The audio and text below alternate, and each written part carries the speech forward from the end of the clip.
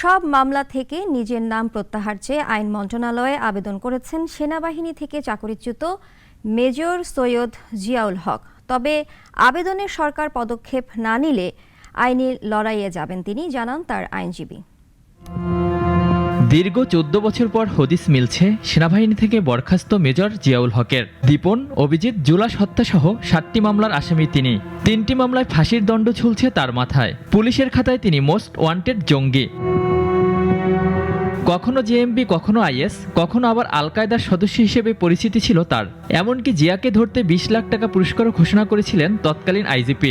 তবে তার অভিযোগ, ফেসিবাদ ভারত বিরোধী ও ধার্মিক হওয়ায় তাকে জঙ্গি সাজিয়ে একের পর এক মিথ্যা মামলা করেছে তৎকালীন সরকার। পা চাটলে সঙ্গী, না চাটলে জঙ্গি, এইটারই ম্যানিফেস্টেশন। কিভাবে বিগত ফেসিস্ট ভারতীয় দালাল সরকার কিভাবে এই জঙ্গি ন্যারেটিভ এবং জঙ্গি ট্যাগ ইউজ করে আলটিমেটলি এদেশে তাদের সকল বিরোধী প্রতিপক্ষকে দমিয়ে রেখেছে। পুরোটা ছিল আসলে পলিটিক্যাল এজেন্ডার বাস্তবায়ন।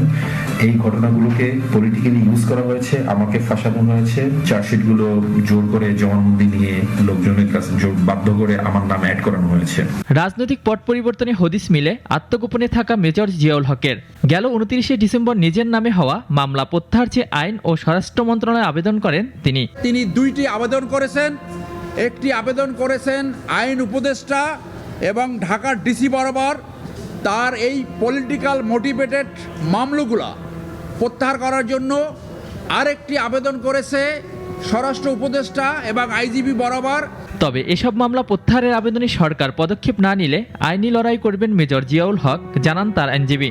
সরকার যদি তাকে যদি ন্যায্যতা প্রদান না করে, তাকে ন্যায় বিচার প্রদান না করে, তাহলে তো আইনি প্রক্রিয়া ছাড়া আর কোনো উপায় নাই। সাবেক সেনা কর্মকর্তা আরও বলেন, পা চাটলে সঙ্গী, না চাটলে জঙ্গি, এই ট্যাগ দিয়ে তৎকালীন সরকার বিরোধী মত দমন করেছে। অলিউল রনি, নাগরিক, ঢাকা।